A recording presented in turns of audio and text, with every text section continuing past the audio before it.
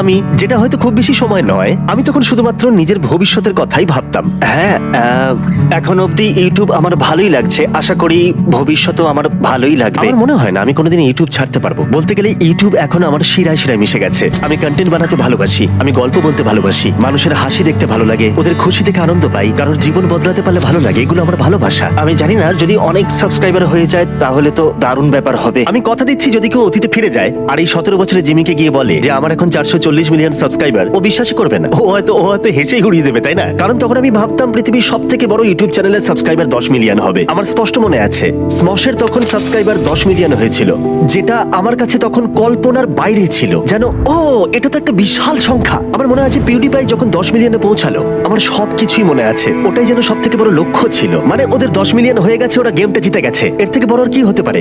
আর এখন গোটা বিশ্ব জুড়ে প্রচুর ক্রিয়েটর আছে যাদের সাবস্ক্রাইবার এখন 10 মিলিয়ন। মানে এটা ভাবতে অবাক লাগে যে এই প্ল্যাটফর্ম গত কয়েক বছরে কতটা প্রভাব ফেলেছে। এখন যখন আমি এই ভিডিওটা রেকর্ড করছি, আমার 8,000